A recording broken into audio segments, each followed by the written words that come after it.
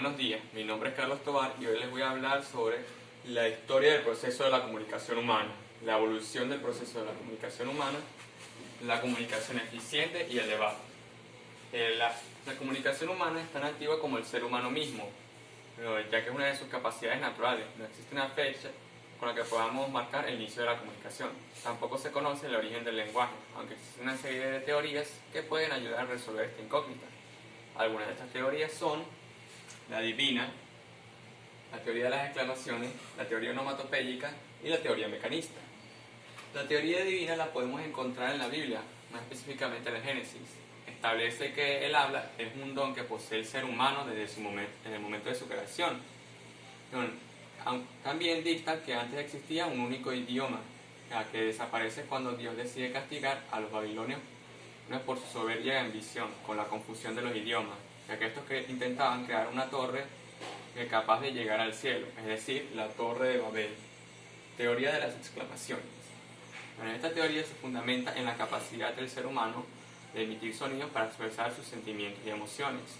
Al ocurrir desde tiempos tan antiguos, el ser humano fue relacionando cosas y personas con esos sonidos, volviéndose expresiones más complejas, permitiendo así expresar ideas más abstractas, originando recursos como verbos y sustantivos.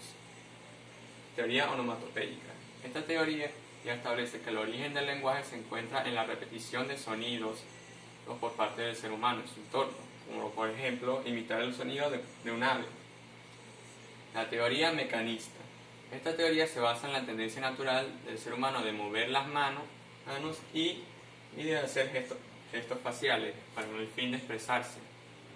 Todas estas hipótesis son bastante probables. El ser humano puede haber utilizado sonidos, exclamaciones y gestos para expresarse. La teoría divina también es bastante aceptable, ya que el ser humano nace con un aparato fonador auditor muy complejo que le permite captar fácilmente un mensaje en un proceso constante de aprendizaje que solo acaba con la muerte. Los indicios de comunicación más antiguos que se conocen se encuentran en las pinturas rupestres del Paleolítico Superior, es decir, 30.000 años antes de Cristo, y en el Magdaleniense, de 15.000 años antes de Cristo, en el que se puede inferir el pragmatismo del incipiente sistema numérico y el nacimiento del lenguaje de carácter estético, es decir, los pictogramas, que alcanzaron su más alta expresión 3.000 años antes de Cristo en Egipto. También cabe mencionar el lenguaje cuneiforme, inventado en Mesopotamia 3.500 años antes de Cristo, en el cual se obtuvo algunos de los documentos más antiguos que se conocen hasta la fecha. Sin embargo, el sistema de lenguaje alfabético no empieza sino es hasta 2.000 años antes de Cristo, atribuido al pueblo fenicio.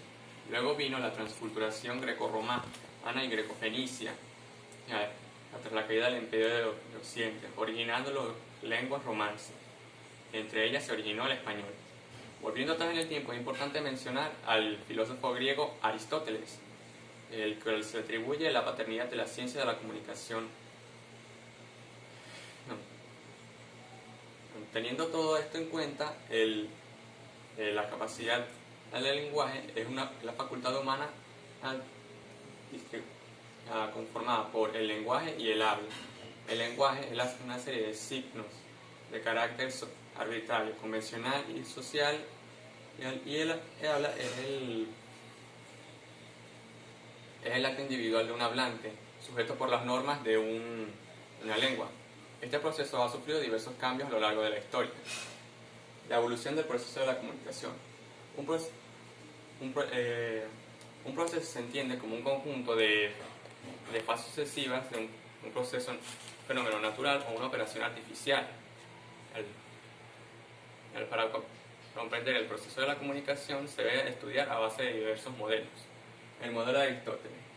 El modelo retórico de Aristóteles es probablemente uno de los más antiguos y los más populares. El sabio griego define la comunicación científicamente como la búsqueda de todos los medios posibles de persuasión, organizando su modelo en 3 fases. La persona que habla, ¿quién? El discurso que pronuncia, ¿qué? La persona que escucha, ¿quién?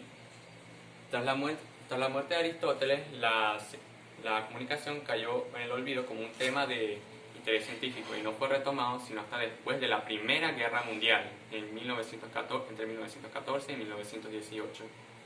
Entonces fue retomada como la investigación de la comunicación en masas.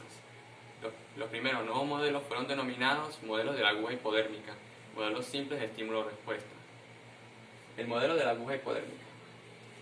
El modelo de la aguja hipodérmica es el trabajo de Harold Duval Laswell, que analiza los efectos de la propaganda en las masas a la hora de formar una opinión pública. Este modelo dicta que un mensaje es transmitido y al llegar a un receptor, este penetra su contenido en el receptor, causando por consecuencia una respuesta. El modelo de Hopland. El modelo de Hopland, también conocido como modelo de la aguja hipodérmica, es el trabajo de Carl Hopland que busca cambiar la actitud de las personas en el proceso de comunicación. Este dice que también debe haber un proceso de selección de audiencia. Él organiza en 6 fases la eficacia de un proceso garantizar la eficacia de un proceso comunicacional. Primero se encuentra la respuesta, luego se presenta un modelo, luego se suscita la atención al modelo, luego este tiene que ser comprendido, luego aceptado y por último debe ser retenido, todo con el fin de organizar los elementos y variables del cambio de actitud en el proceso comunicacional de la siguiente forma. Estímulos de comunicación observables, factores de predisposición, procesos internos mediadores y efectos de comunicación observables. El modelo de Laswell es el nuevo trabajo de Laswell añadiendo 2 nuevos elementos al modelo de Aristóteles. Estos elementos son el canal, que es el medio por que se transmite un mensaje, y el efecto de la comunicación. Este modelo se basa principalmente en la comunicación social, ya que mantiene todos sus elementos, emisor, mensaje, receptor, etc. Y mantiene la cuestión clave del periodismo, los efectos de la comunicación, organizando el modelo en las siguientes fases. ¿Quién dice qué? ¿En qué canal? ¿A quién? ¿Con qué efectos? El modelo de Laswell-Nixon o modelo de Nixon. En la década de los 50, tras ver los efectos de la propaganda nazi en la Segunda Guerra Mundial, llevan a Raymond Nixon a alterar el modelo de Laswell añadiendo 2 nuevos elementos: las intenciones en las que se recibe, las intenciones del comunicador y bajo qué condiciones se recibe un mensaje, estructurando el modelo de la siguiente forma: quién dice qué a quién, o quién dice qué en qué canal a quién, con qué efectos, con qué intenciones, bajo qué condiciones. El modelo de Shannon y Weaver. Este modelo comunicacional se basa principalmente en la comunicación cibernética. La cibernética es el estudio del funcionamiento de las máquinas, especialmente máquinas electrónicas como radios y teléfonos. El modelo de Claude Shannon y Warren Weaver es actualmente utilizado de una manera amplia, ya que ayuda a explicar un circuito radiofónico o telefónico mediante las fases de este modelo. La fuente de información envía un mensaje a un transmisor y este emite una señal que puede pasar por una fuente de interferencia. Esta señal es recibida ya por el receptor, el cual envía el mensaje al destinatario. El modelo de Schramm. El modelo Wilbur-Schramm es una adaptación del modelo anterior, pero reemplazando el transmisor y el receptor por comunicador y preceptor. Esto permite que el preceptor, tanto el receptor como el destinatario, como el comunicador y la fuente puedan ser la misma persona. Y ahí la señal es el lenguaje. También introduce el concepto de la codificación, es decir, el colocar un mensaje en una clave cifrada y luego ser descifrado o interpretado para que éste pueda ser procesado por el receptor. Esto también tiene en cuenta la percepción psicológica del significado del mensaje, a diferencia de la percepción física del modelo comunicacional. El modelo de Osgood y Schramm. En estos autores expresan que la comunicación no es lineal, la comunicación no comienza en un lugar y termina en otro, sino es más bien en un proceso circular, donde existe una retroalimentación. Por otra parte, este modelo centra su atención en la actitud que toman los principales actores de la comunicación, a diferencia del modelo de Shannon y Weaver, que centra su atención en los canales mediadores entre el receptor y el emisor del mensaje. El modelo de Berlo. Este modelo, hecho por David K. Berlo, aplica una modificación al modelo de comunicación lineal. Este separa al codificador y al decodificador y los toma como entidades independientes. El codificador se encarga de traducir los propósitos del mensaje de la fuente en una clave, y el decodificador se encarga de interpretar este clave en términos que puedan ser comprendidos por el receptor de la comunicación. Este modelo puede ser usado en la comunicación social y para el periodismo. Es especialmente útil para el periodismo, ya que varias personas distintas pueden encargarse de las diversas fases. Este modelo se organiza de la siguiente forma. Primero está la fuente de la comunicación, luego el codificador, luego el mensaje, el cuarto está el canal, el quinto el descifrador y por último el receptor de la comunicación. Aún a día de hoy, el modelo de Berlo es utilizado ampliamente y se representa en los círculos académicos más grandes y los círculos académicos más grandes y es lo que representa y leemos lo que se entiende por comunicación. La comunicación eficiente. La comunicación eficiente se caracteriza principalmente por su brevedad. Entre menos cosas se digan, mejor, aunque esto puede causar confusión o dejar cuestiones sin resolver. Contar con una comunicación clara y concisa facilita la comprensión por parte del emisor. Teniendo en cuenta los elementos de los modelos comunicacionales, se puede tener lo siguiente. Fuente emisor. Es el individuo que transmite un mensaje. El mensaje es el contenido que posee elementos que deben ser puestos en una clave. El codificador se encarga de codificar los propósitos de un mensaje para luego transmitirlos a través de un canal. La fuente de ruido es toda interferencia que puede afectar el significado de un mensaje. El canal es el medio porque se transmite un mensaje. Este tiene que ser el adecuado para una comunicación eficiente. El código son toda serie de signos, símbolos y reglas, es decir, la lengua utilizada. Para una comunicación eficiente se debe usar un código común entre el emisor y el receptor para su fácil transmisión y correcta interpretación. El contexto son los elementos comunes entre el emisor y el receptor de un mensaje, es decir, edad, conocimientos, ambiente, etc. También se le consideran los elementos a los que está sujeto un emisor durante un momento dado. El decodificador se encarga de descifrar el mensaje, traducir un mensaje para que este pueda ser interpretado y luego procesado por el destino. El destino es el individuo que recibe un mensaje. La retroalimentación. La retroalimentación es el revertimiento del proceso comunicacional. El receptor, al querer expresar su reacción a la fuente, intercambia los roles, pasando la fuente hacia el receptor. La retroalimentación pasa por todas las fases por las mismas fases que la comunicación original. El debate. El debate es una herramienta comunicacional que se basa en la conferencia de diversos puntos de vista con respecto al mismo tema. El debate se realiza entre dos partes o más y que abordan un asunto específico de diferentes puntos de vista.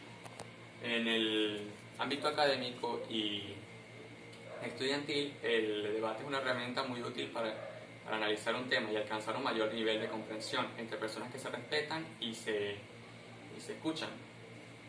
Es normal que la gente tenga opiniones distintas con respecto a un tema, especialmente si se trata de cuestiones políticas o de ética. Tras un debate, es normal que ninguna de las partes cambie de opinión, pero por lo menos comprenden de mejor forma ellos que piensan distinto. Paso a seguir para realizar un debate. Primero se tiene que elegir un tema de interés que cause controversia. Luego se tiene que estudiar el contenido teórico. Después se nombra a un moderador que desarrolle el esquema del trabajo y un asistente que lo ayude de ser necesario. Pero después se forman grupos a favor y en contra del planteamiento. Entonces, y luego se prepara el material de apoyo, es decir, diapositivas, imágenes, documentos, etc. Reglas para el moderador. Un moderador debe tener en cuenta lo siguiente: debe cuestionar el objetivo del tema, debe anunciar el tema y ubicarlo en el proceso, y debe desarrollar la actividad. Reglas para los expositores. Para la realización eficiente de un debate, los expositores tienen que tener en cuenta las siguientes pautas para transmitir correctamente sus ideas a los emisores del debate. Estas pautas son: no ser breve y claro, no subestimar a los demás, evitar ser extenso para permitir a los demás a intervenir, y evitar la monotonía.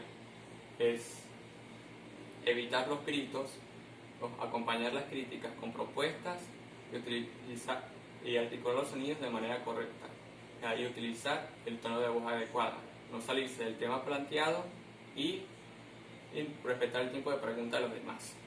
Muchas gracias. Ahora voy a responder a una serie de incógnitas que pudieron haber quedado sin resolver durante la realización de la exposición. Primero, la teoría divina explica por qué hay diferentes idiomas en el mundo, pero ¿cómo el resto de teorías explica esta diversidad de idiomas? Las teorías sobre el origen del ser humano más aceptadas explican que el ser humano apareció en algún lugar de África y luego migró al resto del mundo. Los primitivos seres humanos, al estar expuestos a diversos ambientes y entornos, su lenguaje se fue adaptando, tomando un curso diferente entre los demás. 2. ¿Cómo afecta la retroalimentación en un proceso comunicacional? La retroalimentación permite refinar el proceso de comunicación entre el receptor y el emisor. Al receptor que debe expresar su reacción ante el mensaje del emisor, permite al emisor analizar su respuesta y llegar a un mayor nivel de comprensión acerca de cómo debe comunicar su siguiente mensaje, alternándose estos roles y uno aprendiendo del otro, refinando el proceso de comunicación. ¿Cómo se relaciona la comunicación efectiva y la eficiencia en un proceso comunicacional? La efectividad y la eficacia son conceptos ampliamente relacionados en la comunicación. Para la eficaz transmisión de un mensaje se dicta que un mensaje debe ser lo más claro posible, para no dar cabida a malos entendidos, por lo que debe dar lo justo, ni más ni menos, para evitar afectar la fidelidad de un mensaje. Es aquí donde entra la eficiencia. Un mensaje breve ayuda a la fácil comprensión para el emisor, pero esto no sirve de nada si el mensaje es confuso o no expresa correctamente las ideas del emisor, por lo que es muy importante esta forma de la eficacia para la eficiencia en la comunicación. Muchas gracias.